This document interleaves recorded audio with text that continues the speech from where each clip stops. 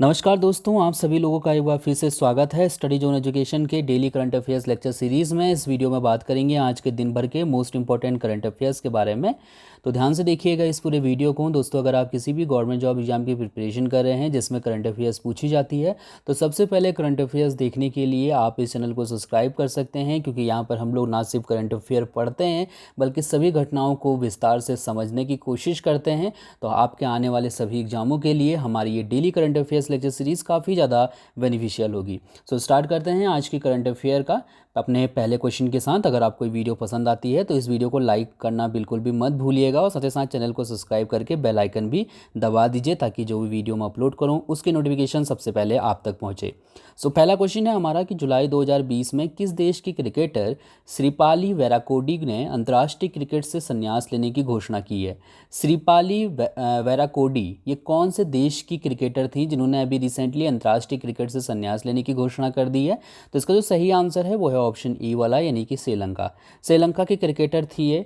और याद रखिएगा कि यहाँ पर जो मैं पॉइंट आपको बताऊंगा, जो इम्पोर्टेंट है वो भी मैं आपको बता दूंगा, जो इम्पोर्टेंट नहीं है वो भी मैं आपको बता दूंगा। तो सबसे पहले यहाँ पर ये वाला पॉइंट देख लेते हैं। तो अगर हम इनके बारे में थोड़ा सा जानकारी रखें तो श्रीपाली वेराकोडी जो हैं उन्होंने 89 वनडे और 58 T20 मैच खेले हैं।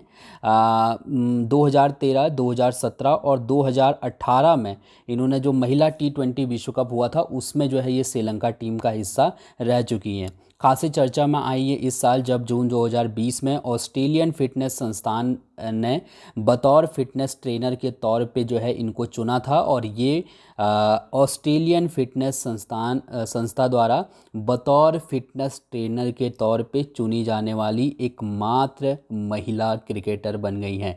तो यहाँ पर से ये वाला पॉइंट इंपॉर्टेंट है। अगर आपसे ऐसा पूछा जाता है, मान लीजिए कि निम्नलिखित में से कौन ऑस्ट्रेलियन फिटनेस संस्था द्वारा बतौर फिटनेस ट्रेनर के तौर पे चुनी जाने वाली पहली महिला क्रिकेटर हैं, तो आपको इनका नाम जरूर पता होना चाहिए। और अभी इन्होंने अंतर्राष्ट्रीय क्रिकेट से संन्यास लेने की घोषणा कर दी है। ठीक है, श्रीलंका के क्रिकेटर हैं ये।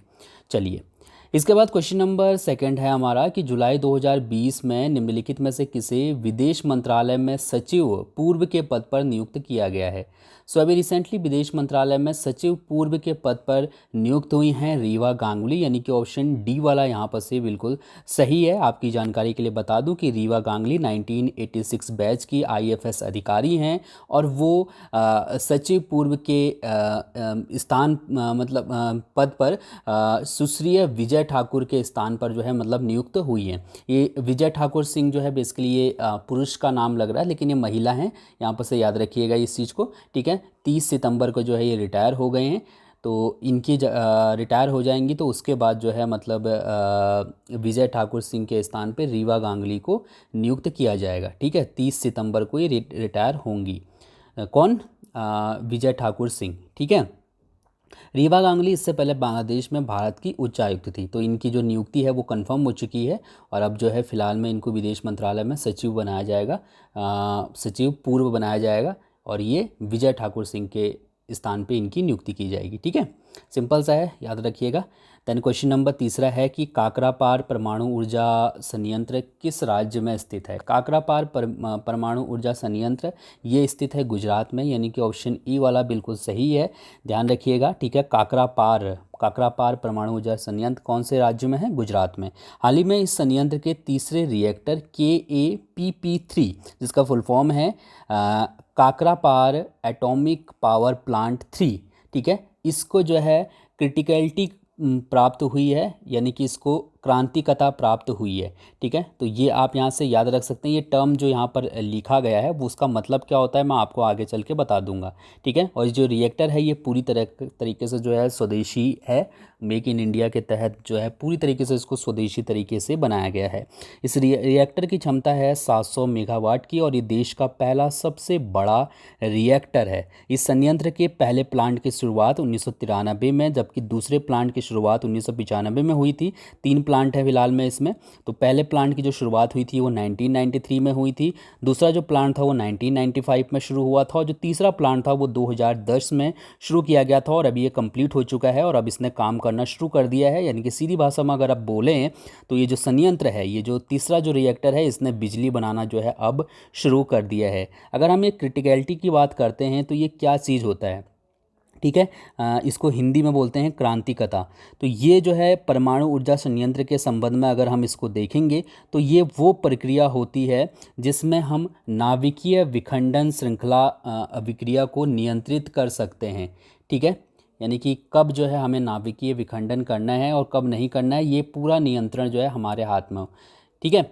तो ये आप याद रखिएगा। जैसे अब अगर हम परमाणु हमला अगर किसी देश पे करते हैं, परमाणु बम फेंकते हैं, तो उसके बाद जब हम परमाणु बम फेंक देते हैं तो हमारे हाथ में कुछ नहीं होता, हम नियंत्रित नहीं कर सकते कि कितना नुकसान वो करेगा, ठीक है। वो एक के बाद एक जो है प्रक्रिया होती चलती है, क्रिया होती चलती है, विक्रिया करता चलता है वो, और नुकसान पहुंचाता जाता है जितने इलाके के लिए वो बम बना होगा। लेकिन ये जो संयंत्र होते हैं, यहाँ पर हम पूरी तरीके से जो है कंट्रोल कर सकते हैं पूरी अभिक्रिया को, ठीक है। तो ये जो है ये जो रिएक्टर है, इसने काम करना शुरू कर दिया है। अब इस रिएक्टर से बिजली का उत्पादन होगा। तो ये याद रखिएगा, काकरापार परमाणु ऊर्जा संयंत्र गुजरात में स्थित है, और इम्पोर्टेंट क्वेश्चन है हमारे एग्जाम के लिए, ठीक है। देन क्वेश्चन नंबर 4 है कि जुलाई 2020 में किस राज्य के मुख्यमंत्री शिवराज सिंह चौहान कोरोना वायरस से संक्रमित हो गए हैं। सिंपल सा क्वेश्चन है, कौन से राज्य के मुख्यमंत्री हैं शिवराज सिंह चौहान। तो इसका सही आंसर हो जाएगा ऑप्शन सी वाला, यानी कि मध्य प्रदेश के। अभी ये सिंपल क्वेश्चन लग रहा है क्योंकि आपने न्यूज़पेपर में भी सुना होगा और टीवी में भी न्यूज़पेपर में पढ़ा होगा और टीवी में भी देखा होगा। तो ये अभी फ़िलहाल में आप याद रखिएगा क्योंकि एग्ज़ाम के लिए इंपॉर्टेंट क्वेश्चन बनेगा। अगर आपसे ये पूछा जाता है कि कौन से राज्य के मुख्यमंत्री कोरोना वायरस से संक्रमित हो गए, तो आपको ध्यान होना चाहिए मध्य प्रदेश के मुख्यमंत्री शिवराज सिंह चौहान जो है कोरोना वायरस से संक्रमित हो गए हैं, ठीक है। मध्य प्रदेश की राजधानी भोपाल है, राज्यपाल आनंदीबेन पटेल हैं, ठीक है। ये आपको ध्यान रखिएगा। अतिरिक्त प्रभार दिया गया है, उत्तर प्रदेश की राज्यपाल भी हैं आनंदीबेन पटेल। अगर हम यहाँ पर प्रमुख आकर्षणों की बात करें तो जो कान्हा टाइगर रिजर्व है वो आपको मध्य प्रदेश में ही मिलेगा। बांधवगढ़ नेशनल पार्क ये भी आपको मध्य प्रदेश में मिलेगा। माधव राष्ट्रीय उद्यान ये भी आपको मध्य प्रदेश में मिलेगा। पन्ना राष्ट्रीय उद्यान या नेशनल पार्क ये भी आपको मध्य प्रदेश में मिलेगा। पेंच राष्ट्रीय उद्यान ये आपको मध्य प्रदेश में मिलेगा, ठीक है। तो ये दो बार हो गया ये, तो ध्यान रखिएगा, ये एग्ज़ाम में अक्सर पूछे जाते हैं और हमें पता होने चाहिए, ठीक है। मध्य प्रदेश के वैसे राज्यपाल कौन थे, अभी तो आनंदीबेन पटेल को अतिरिक्त प्रभार दिया गया, लेकिन है मतलब मध्य प्रदेश के राज्यपाल कौन थे, तो आपको पता होगा कि अभी रिसेंटली जो है उत्तर प्रदेश में उनका निधन हो गया था। तो आप कमेंट करके मुझे बताइएगा कि कौन थे मध्य प्रदेश के राज्यपाल, अभी रिसेंटली उनका निधन हो गया, उनकी जगह पर अतिरिक्त प्रभार दिया गया है आनंदीबेन पटेल को, ठीक है। लखनऊ में निधन हुआ था, कौन थे वो। चलिए क्वेश्चन नंबर 5वां है कि जुलाई 2020 में अमेज़न पे ने वाहन बीमा बेचने के लिए किसके साथ समझौता किया है। वाहन बीमा बेचने के लिए अभी रिसेंटली अमेज़न पे ने समझौता किया है एको जनरल इंश्योरेंस के साथ, यानी कि ऑप्शन बी वाला बिल्कुल सही है। इसका मतलब ये होता है कि अब अमेज़न पे की मदद से आप अपने 2 व्हीलर या 4 व्हीलर का इंश्योरेंस खरीद सकते हैं, ठीक है। तो ये आप यहाँ पर से ध्यान रखिएगा। इको जनरल इंश्योरेंस की अगर हम बात करते हैं तो इसकी स्थापना 2016 में हुई थी। इसका मुख्यालय मुंबई में स्थित है और इसके सीईओ हैं वरुण दुआ, ठीक है। क्वेश्चन नंबर 6 है कि तिलारी संरक्षण रिजर्व कहाँ पर स्थित है। तिलारी संरक्षण रिजर्व ये कौन से राज्य में है, तो इसका सही आंसर ऑप्शन बी वाला है, यानी कि महाराष्ट्र में। तिलारी संरक्षण रिजर्व ये महाराष्ट्र में स्थित है। हाल ही में महाराष्ट्र सरकार ने सिंधुदुर्ग जिले में स्थित डोडा मार्ग वन क्षेत्र के लगभग 29.53 वर्ग किलोमीटर क्षेत्र को तिलारी संरक्षण रिजर्व घोषित किया है, और इसके साथ ही ये महाराष्ट्र का 7वां वन्य जीव गलियारा बन गया है जिसे कि संरक्षण रिजर्व के तौर पे घोषित किया गया हो। ओके, सो आप ध्यान रखिएगा कि तिलारी जो संरक्षण रिजर्व है वो कहाँ पर स्थित है, तो ये महाराष्ट्र में स्थित है, ठीक है। इसके बाद क्वेश्चन नंबर 7वां है कि जुलाई 2020 में Tata AIA life insurance limited का नया MD और CEO किसे नियुक्त किया गया है। इसका जो सही आंसर है वो है ऑप्शन ए वाला, यानी कि नवीन ताहिलियानी। अभी रिसेंटली नबीन ताहिल यानी को Tata AIA life insurance limited का नया MD और CEO बनाया गया है। वर्तमान CEO ऋषि श्रीवास्तव हैं। तो ऋषि श्रीवास्तव के स्थान पे नबीन ताहिल यानी को नियुक्त किया गया है। अगर हम टाटा AIA लाइफ इंश्योरेंस की अगर हम बात करते हैं तो इसका मुख्यालय मुंबई में स्थित है और इसकी स्थापना सन 2000 में हुई थी। क्वेश्चन नंबर 8वां है कि जुलाई 2020 में किसे इंडियन ओवरसीज़ बैंक का MD और CEO नियुक्त किया गया है। इंडियन ओवरसीज़ बैंक का नया MD और CEO अभी रिसेंटली बनाया गया है पार्थ प्रतिम सेन गुप्ता को। ठीक है, पार्थ प्रतिम सेन गुप्ता को अभी रिसेंटली इंडियन ओवरसीज़ बैंक का MD और CEO नियुक्त किया गया है। MD और CEO के रूप में इन्होंने कर्णम शेखर का स्थान लिया है, जो कि 30 जून 2020 को रिटायर हो गए। पार्थ प्रतिम सेन गुप्ता 31 दिसंबर 2022 तक इंडियन ओवरसीज़ बैंक के MD और CEO रहेंगे। इंडियन ओवरसीज़ बैंक की अगर हम बात करते हैं तो इसकी स्थापना 1937 में हुई थी और इसका मुख्यालय चेन्नई में स्थित है। क्वेश्चन नंबर 9 है कि जुलाई 2020 में निम्नलिखित में से किसे केंद्रीय स्वास्थ्य सचिव नियुक्त किया गया है। सो अभी रिसेंटली केंद्रीय स्वास्थ्य सचिव के तौर पे किसे नियुक्त किया गया है, तो इसका सही आंसर ऑप्शन ए वाला है, यानी कि राजेश भूषण को। अभी रिसेंटली राजेश भूषण को केंद्रीय स्वास्थ्य और परिवार कल्याण मंत्रालय का सचिव बनाया गया है। तो ये आप ध्यान रखिएगा, 1 अगस्त को जो है ये अपना पदभार ग्रहण करेंगे। वर्तमान में प्रीति सूदन जो है वो स्वास्थ्य सचिव हैं, जो कि 31 जुलाई को रिटायर हो रहे हैं। तो इनकी जगह पर राजेश भूषण बन जाएंगे केंद्रीय स्वास्थ्य और परिवार कल्याण मंत्रालय के सचिव। ठीक है, इसके बाद क्वेश्चन नंबर 10वां है कि जुलाई 2020 में भारत से किस देश के लिए पहली कंटेनर ट्रेन सेवा की शुरुआत की गई। इसका जो सही आंसर है वो है ऑप्शन डी वाला, यानी कि बांग्लादेश के लिए। अभी रिसेंटली बांग्लादेश के लिए पहली कंटेनर ट्रेन सेवा की शुरुआत की गई है। Container corporation of India limited के कोलकाता स्थित माजेरहाट टर्मिनल से ये ट्रेन रवाना की गई थी। इसमें साबुन, शैम्पू और कपड़ा जैसे उपभोक्ता वस्तुएं ले जाई गई हैं। आपकी जानकारी के लिए बता दूं कि कंटेनर कॉरपोरेशन ऑफ इंडिया और बांग्लादेश कंटेनर कंपनी लिमिटेड के बीच में वर्ष 2017 में समझौता ज्ञापन पर हस्ताक्षर किए गए थे और उसके बाद जो है ये ट्रेन चलाई गई थी। बीच में आपने क्वेश्चन पढ़ा होगा, क्योंकि बीच में ये जो ट्रेन है इसका ट्रायल भी किया गया था। तो उस वक्त भी जो है ये क्वेश्चन मेरे ख्याल से मैंने भी करवाया था शायद आपको, 2018 में जो है ये ट्रायल हुआ था। ठीक है, तो अभी फ़िलहाल में जो है मतलब ये जो औपचारिक तौर पे जो है ये ट्रेन की यहाँ पर चलाई जा रही है। ठीक है, ट्रायल कंप्लीट हो चुका है इसका। ओके, बांग्लादेश की राजधानी ढाका है, मुद्रा यहाँ की टका है, प्रधानमंत्री शेख हसीना हैं और राष्ट्रपति हैं अब्दुल हामिद। अगर मैं आपको बांग्लादेश की सीमाएं दिखाऊं तो हम देखेंगे कि भारत से जो है पश्चिम बंगाल की सीमा बांग्लादेश से लगी हुई है, असम की सीमा बांग्लादेश से लगी हुई है, मेघालय की सीमा बांग्लादेश से लगी हुई है, इसी तरीके से त्रिपुरा, मिज़ोरम और इधर अगर आप देखेंगे ये पूरा का पूरा जो है ये वाइट कलर का ये म्यांमार आ जाता है। ठीक है, तो आप ध्यान रखिएगा कि भारत के कौन कौन से राज्य जो है वो बांग्लादेश से लगे हुए हैं, और एक अंतर्राष्ट्रीय सीमा है बर्मा या म्यांमार की। ठीक है, जो कि बांग्लादेश को स्पर्श करती है। इसके बाद बात करते हैं क्वेश्चन नंबर 11वें की, जुलाई 2020 में सरकार ने प्रधानमंत्री आवास योजना ग्रामीण के तहत मकान बनाने का काम पूरा करने की औसत समय को कितने दिन कर दिया है। इसका जो सही आंसर है वो है ऑप्शन बी वाला, यानी कि 114 दिन।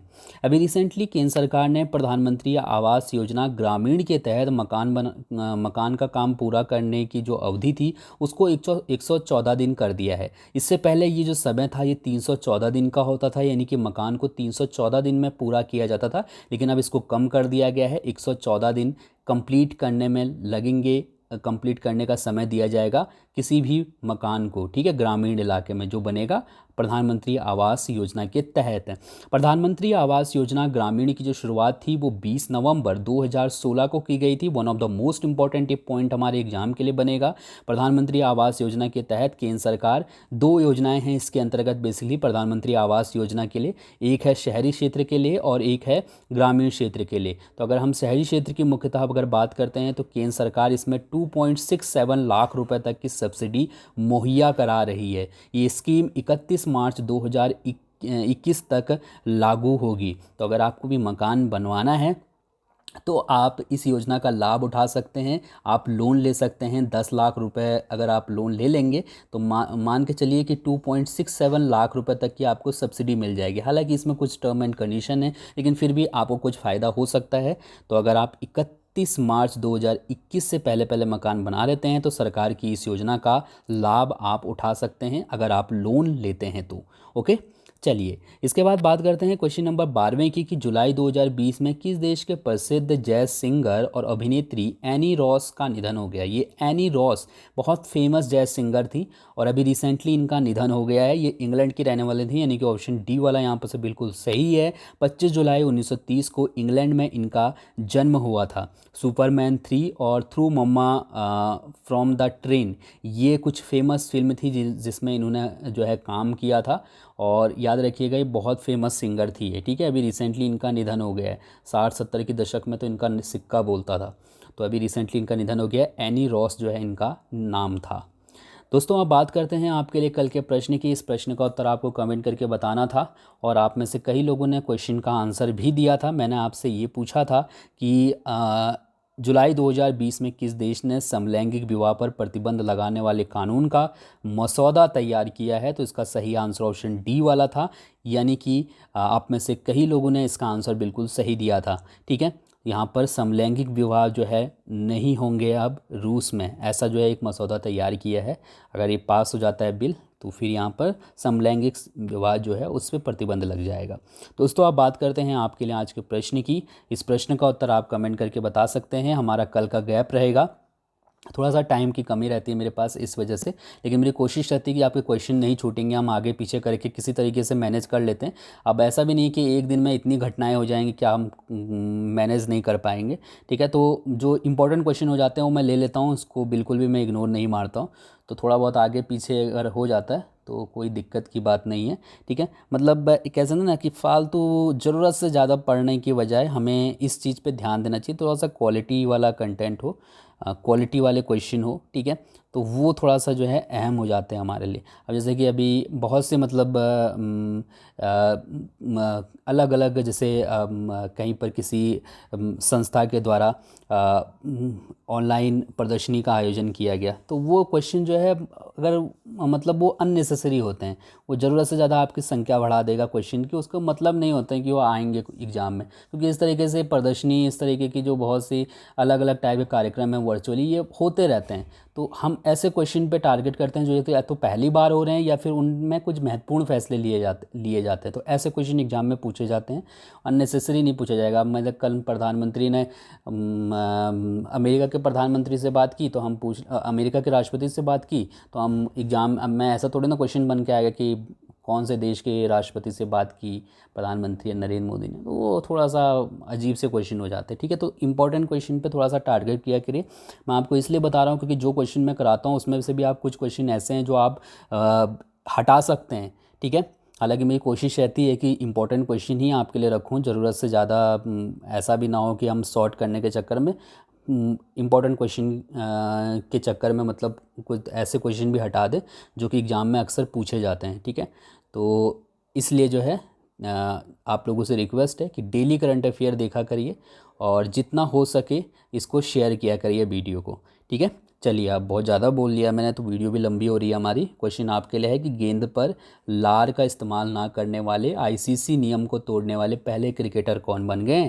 तो इसका आंसर कमेंट करके बताइए। थैंक यू सो मच इस वीडियो को देखने के लिए। आपका दिन शुभ हो, धन्यवाद। हम लोग मिलते हैं बहुत जल्दी। Thank you.